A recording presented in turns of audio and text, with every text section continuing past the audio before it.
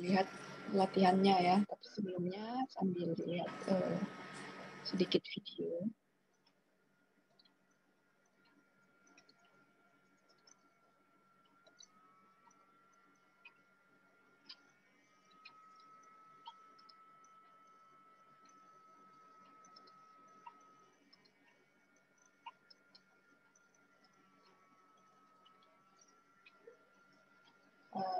Ini keunggulan absolut negara A dalam memproduksi sepatu dan cerat ini, kettles. Tapi di perdagangan internasional, negara A dan B tetap bisa melakukan perdagangan. Ya. Sambil ini untuk mengingat kembali pelajaran sebelumnya. Sebelum puas. Cost over country B in the production of both shoes and kettles. So country A can produce both shoes and kettles for just 10 units of labor, where shoes takes 20 units and kettles take 40 units in country B. So an absolute advantage, therefore, is when a country is more efficient in producing a good or a service than other countries. That is, it needs fewer resources to produce the goods and services. This slide now, we're going to look at the comparative advantage. So recall the previous slide. Tadi absolut, yang sekarang Country A had adalah keunggulan komparatif. Shoes and kettles, because the number of units of labor required to produce each product was less. So in country A, 10 units of labor to produce shoes is less than 20 units of labor in country B. To produce kettles, 10 units of labor is less than 40 units of labor required in country B to make the kettles. Okay, so for both shoes and kettles, country A had the absolute advantage. But now we're going to move on to this concept of comparative advantage. And what we need to look at here is this last column, looking at the cost ratio. Okay, so according to the theory of comparative advantage, most countries would be better off if country A makes kettles and country B makes shoes. Okay, I'm going to explain why. It takes the same number of units of labor to produce shoes and kettles in country A. Thus, making an additional kettle requires giving up the production of one pair of shoes in country A.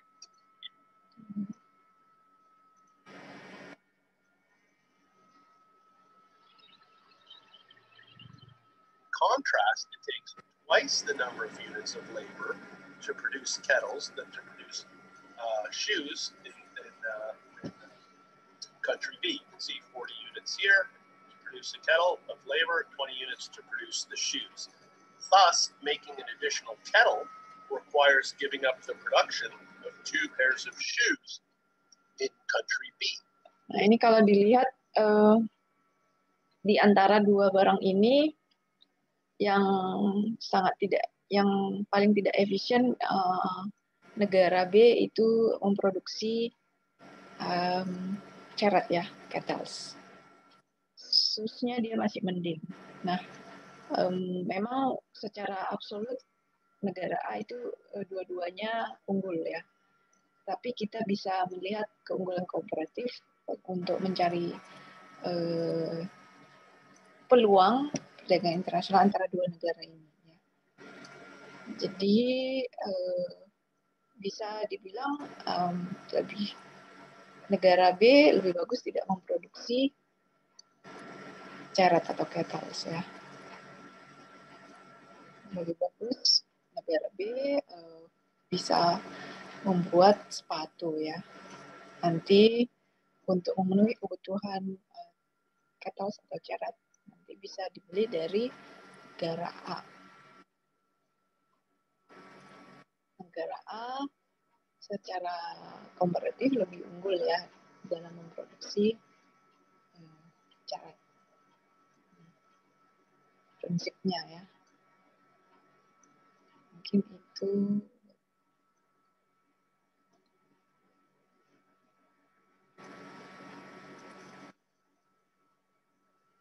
Country A is also less than 40 units of labor to produce a kettle in country B. But then we moved on to so that country A has an absolute advantage ini nggak usah cuman di sebatas itu aja kita. Two kettles, so we were actually able to increase, there's now an additional pair of shoes that were produced through specialization. Learning outcome statement C is describe ini selanjutnya topik balance of payment ya. Jadi ada current account dan sisi kiri yang sisi kanannya capital and financial account.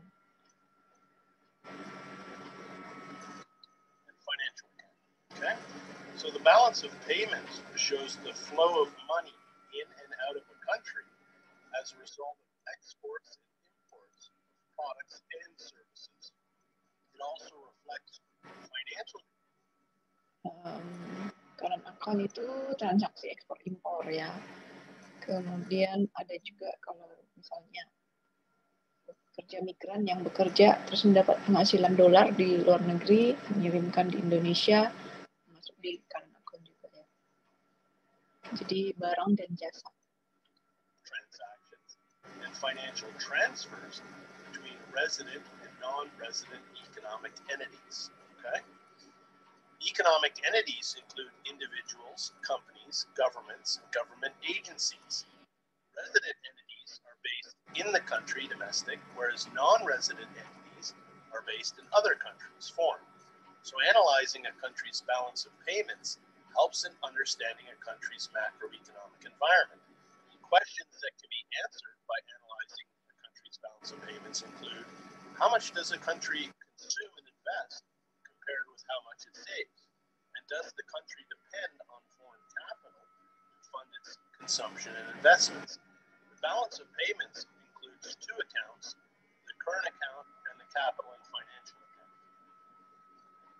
Now we're moving on to look at the components of the current account. Okay. So komponennya ya, barang dan jasa dari income-nya, kemudian bisa dari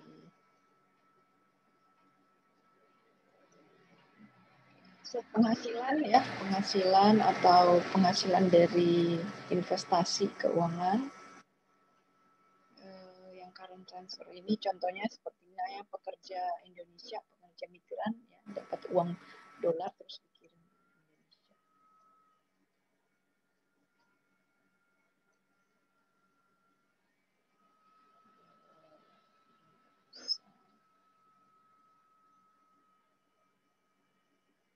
Nah, capital and financial account ini slide is looking at the relationship.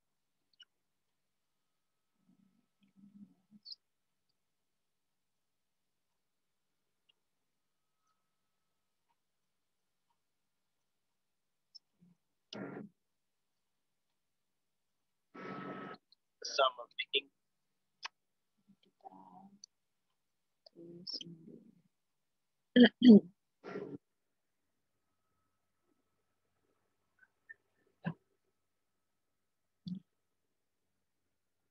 Ingat kemarin kita mulai dari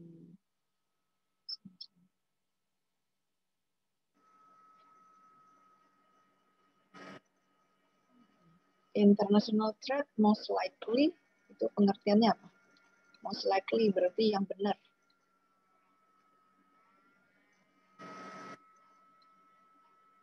Benefit dari international trade.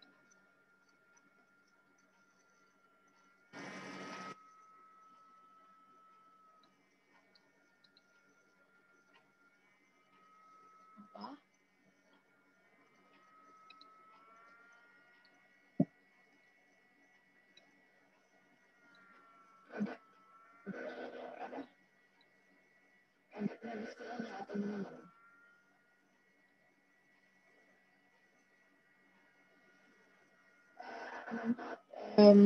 Perdagangan internasional membantu helps keep price down, membantu menjaga harga turun ya karena kompetitifnya, kemudian reduce competition atau reduce demand for domestic product and services. Yang benar yang mana?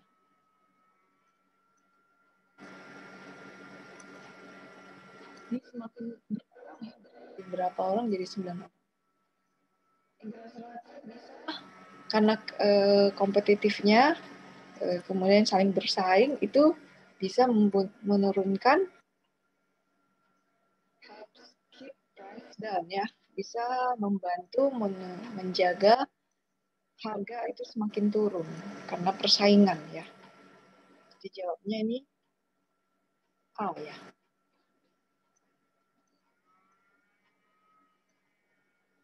Oke, ya ini diskusi ya, jadi silahkan ditanggapi.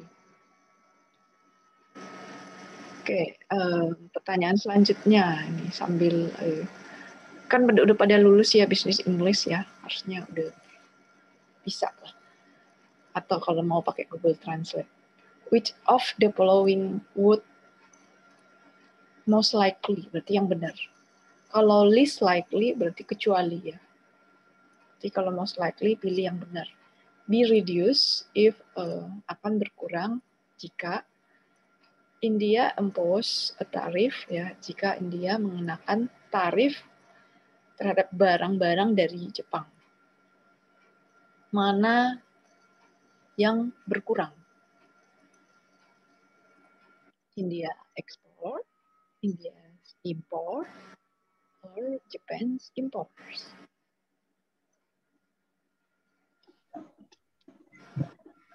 Ayo. Ali Nur Iksan. India export. Kok India ekspor? India mengenakan tarif kepada barang dari Jepang. Yang akan menurun kira-kira mana? Rian?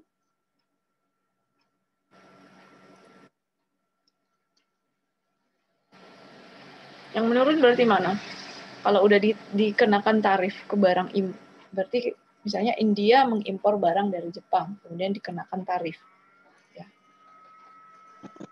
India imports good. Iya. India imports ya yang berkurang.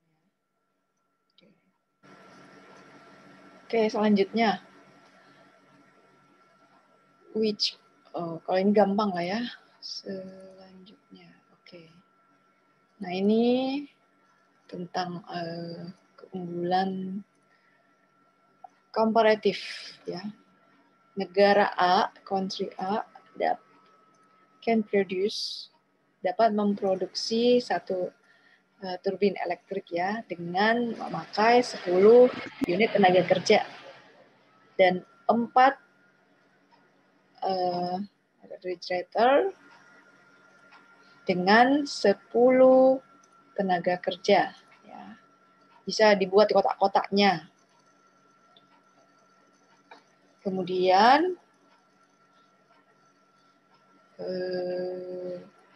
negara B.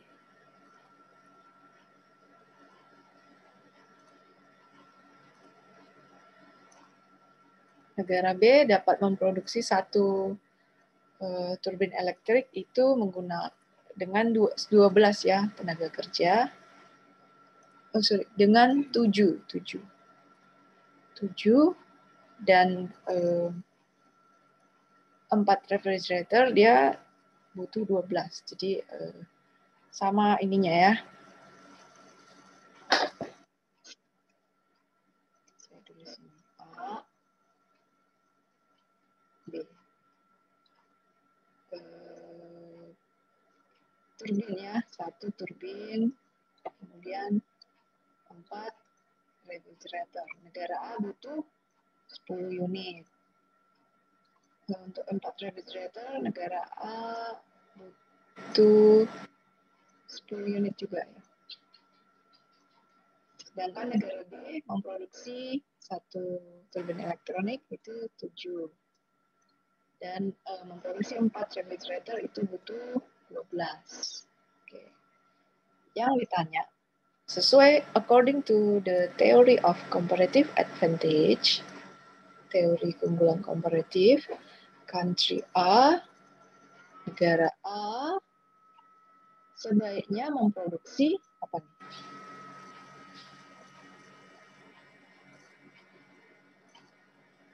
Apa? Tadi barusan kita lihat videonya. Baiknya, lihat dong masing-masing ini, produk ini kan kebetulan 1 turbin dan 4 refrigerator. Jadi unitnya sama ya.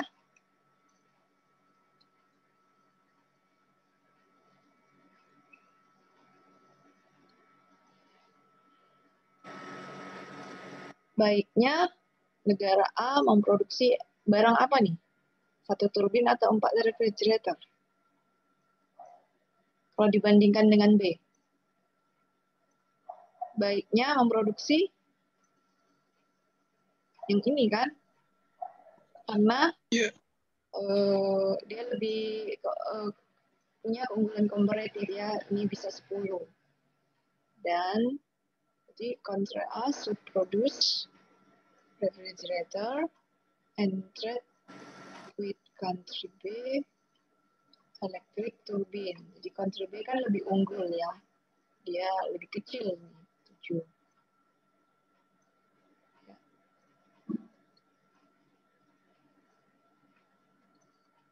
Oke. Selanjutnya. Nah, ini tentang balance of payment. Payment from a company payment from a company in the United Kingdom to a company in India that operates a call center to answer questions from the computer's company's customer are most likely included in United Kingdom. Jadi perusahaan Inggris itu punya perusahaan komputer. Jadi ada call center-nya, tapi call center itu dijawab oleh orang-orang di India, karena orang India bisa bahasa Inggris ya dengan baik. Jadi kalau kamu komplain komputer buatan Inggris, kamu di Inggris sekarang, yang jawab itu adalah dari benua India. Itu sering terjadi. Jadi outsource gitu dan jauh. Mungkin lebih murah ya biaya. Nah, ini konsepnya GDP dan GNP ya. Ingat kalau GDP itu apa? Produksi baik WNI dan WNA di dalam wilayah negara, misalnya kalau NKRI itu diakui sebagai masuk ke GDP wilayah tersebut ya. Nah, kalau dalam hal ini pembayaran ya. Sorry, ini sedikit berbeda. Bukan GNP GDP, tapi lebih ke balance of payment-nya. Payment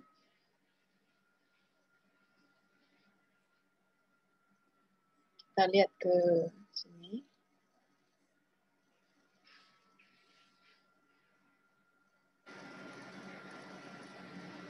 Ke balance of payment-nya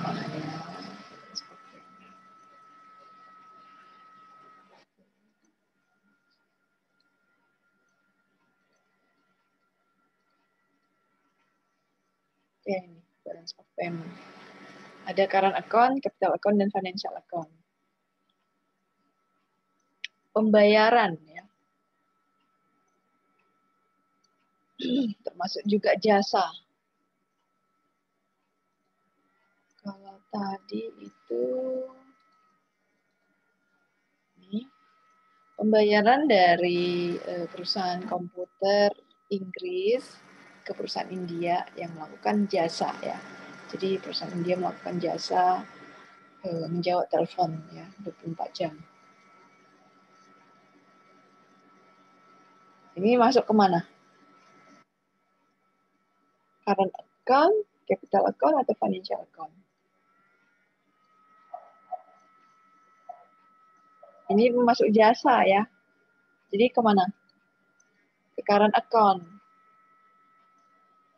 Kenapa ke current account? Karena kan ekspor barang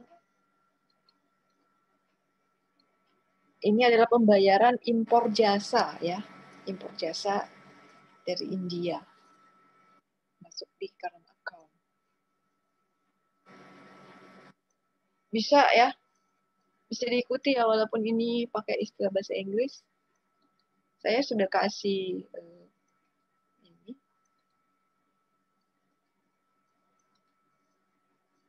Summary-nya. Cukup menarik ininya, penyampaiannya.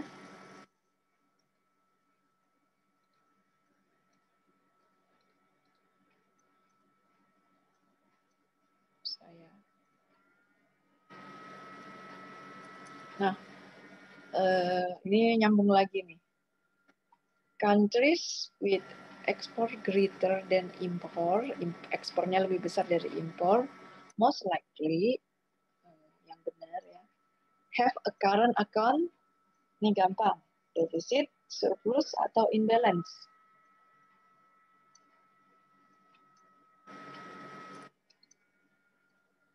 Nabila, apa jawabnya?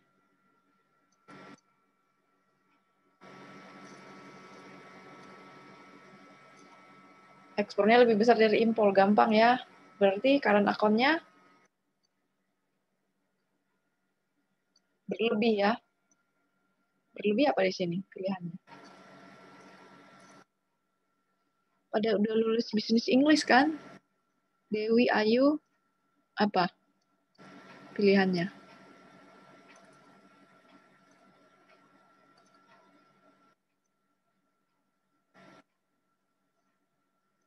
Surplus ya.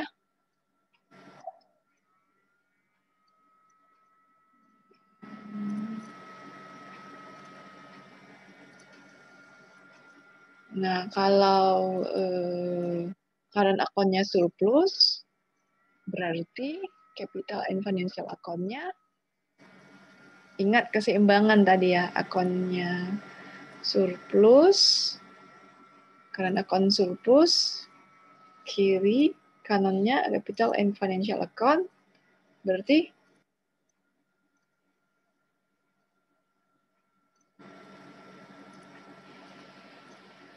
tapi dalam kondisi ini keseimbangan ya. Jadinya apa? Karena kondisi keseimbangan jadi defisit ya sebelah kanannya. Karena yang sebelah kiri surplus. Supaya mencapai keseimbangan. Ya, ini kayak akuntansi ya.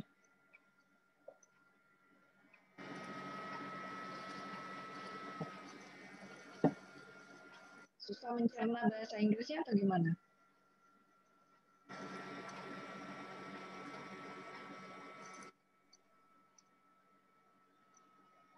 Oke, ini terkait kebijakan moneter. Tapi berkaitan dengan sistem nilai tukar ya. Jadi intervensi dari bank sentral seperti kalau di Indonesia Bank Indonesia bertujuan untuk menstabilkan nilai tukar ya dalam batasan tertentu. Nah, ini best describe a sistem apa? Fixed exchange rate system, pure floating exchange rate system, atau managed floating exchange rate system. Ini contohnya seperti negara Indonesia.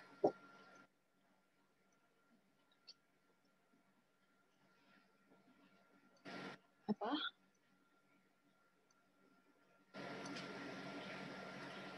Kayak masih belum ini.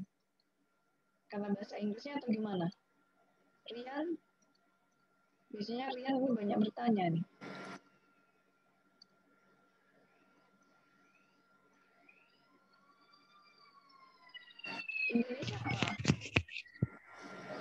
Margareta apa? Indonesia pakai sistem apa? Coba Margareta. Agak susah mengartikan bahasa Inggrisnya ya Bu. Yo, kan udah semester berapa ini? Pakai sabun dengan air mengalir. Dihimbau untuk selalu memakai masker baik di dalam rumah maupun di rumah. Waspada, waspada. Waspada ya. Tetap semangat belajarnya walaupun online, nggak pernah ketemu.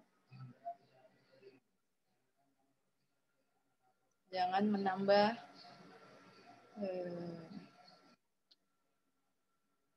isoman ya. Oke, tetap sehat. Ini Rian, mana suaranya nih Rian? Indonesia memakai sistem apa? Kalian udah keuangan loh. Mengambang, bebas, terkendali. Di mana pilihannya mengambang, bebas, terkendali di sini? A, B, C. Cuman 3 pilihan loh. Yang C ya Bu? Ya, C. Manage floating exchange rate.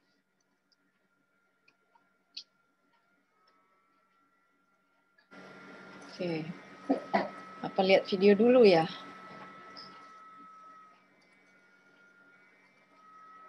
Nah.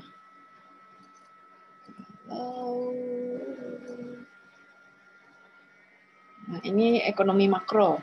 Which of the following is most likely? Berarti yang benar ya kamu pilih. Yang penyebab to cause a country currency to appreciate. Tadi di video pertama tentang adjustment balance of payment. Nilai tukar suatu negara mengalami revaluasi atau apresiasi apabila A. High inflation, B. Political instability, C. A current account surplus. Jawabnya apa?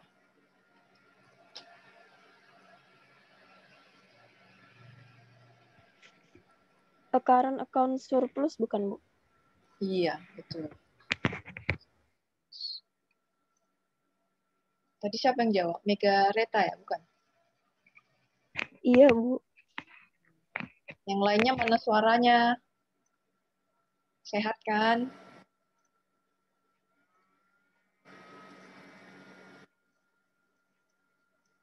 Oke, waktu 9 menit lagi. Mau bahas soal atau video dulu? Ini videonya, ngerti nggak kalian ya? Kayak bahasa ini saya ini ya.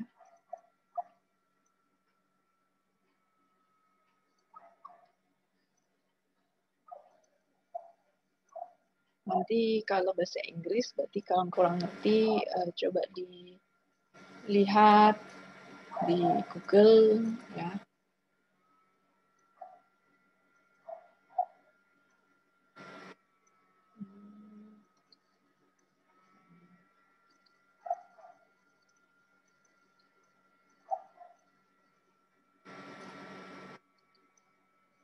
Dia lengkap.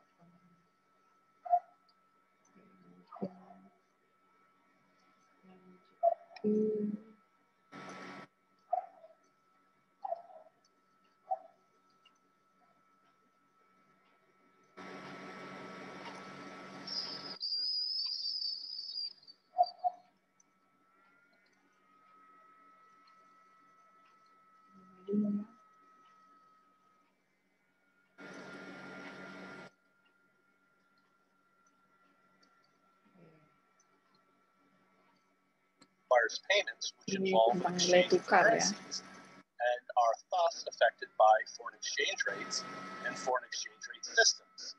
A fixed exchange rate system or regime. I'm going to show an example. At the Bretton Woods Conference in 1944, the major nations. Kalau fix ini nggak perlu, karena bukan kita nggak ini. Ini, ya ini Ini jadi central bank mengintervensi untuk menstabiliskan nilai tukarnya ya.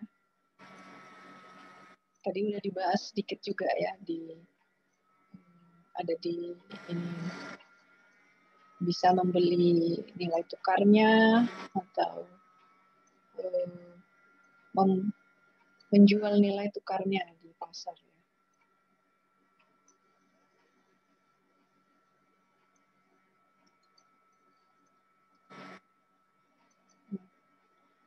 Faktor yang mempengaruhi nilai tukar ya ada balance of payment.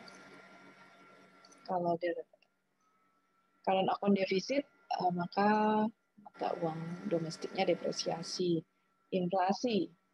Ini high inflation cenderung untuk membuat mata uang domestik itu depresiasi.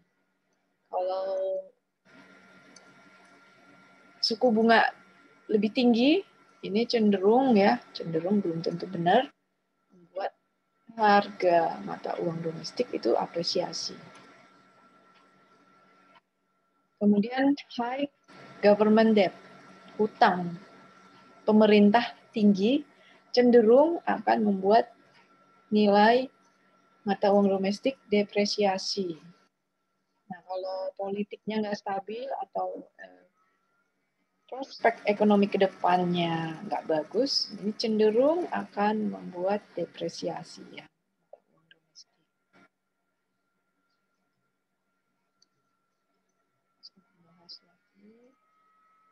Ini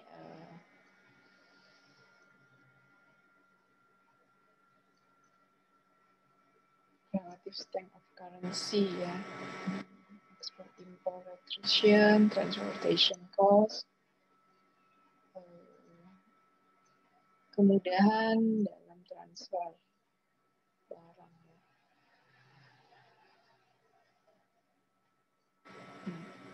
Mungkin ini ada sedikit. Sell high. What's a dealer or bank going to do with regards to currency? They're going to buy low and sell high. And the difference between the bid and offer is the offer spread. Okay? So quick practice check question and check our understanding. I don't think this. Ini terlalu. Jadi ada ininya ya, ada kita lihat di sini. Oke. Nah, a country ini harus bisa jawab. A country currency will most likely depreciate when the country experience hike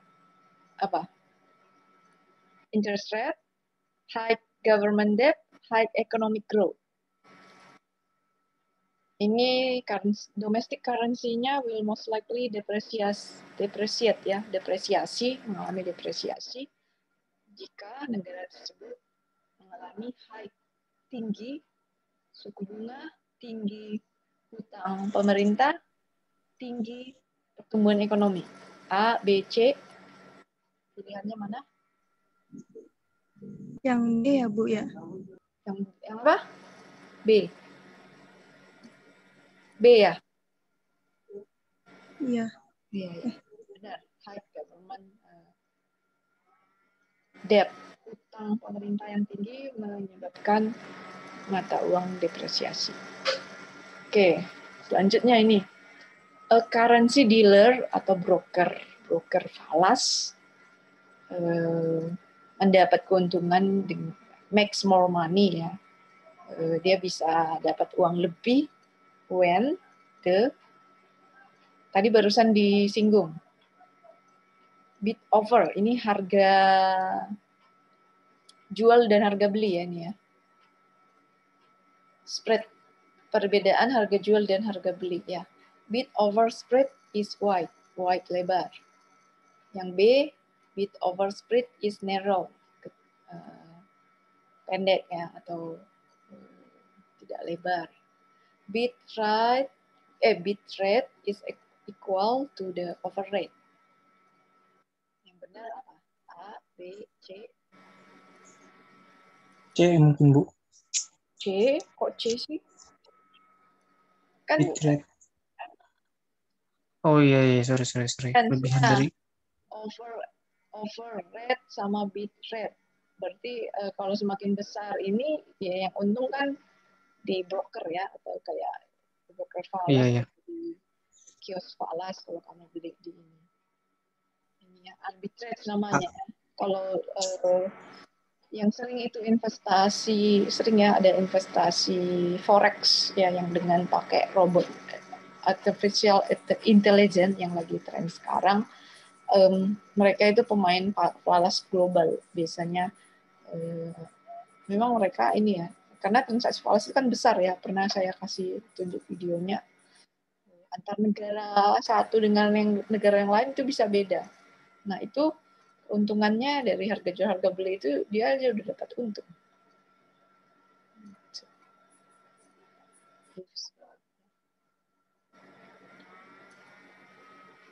Tapi juga ada risikonya ya.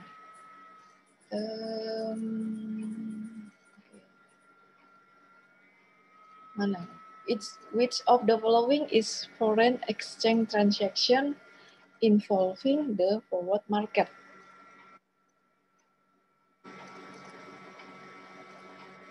A company write a check in foreign currency.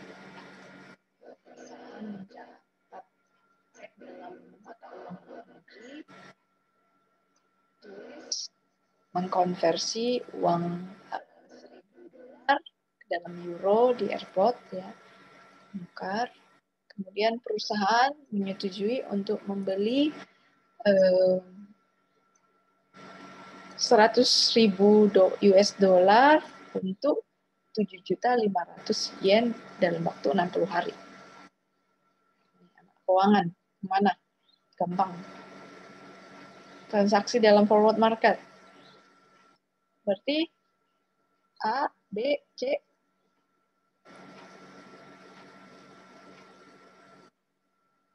C ya. Karena ini untuk 60 hari ke depan ya. Oke, mungkin itu saja terkait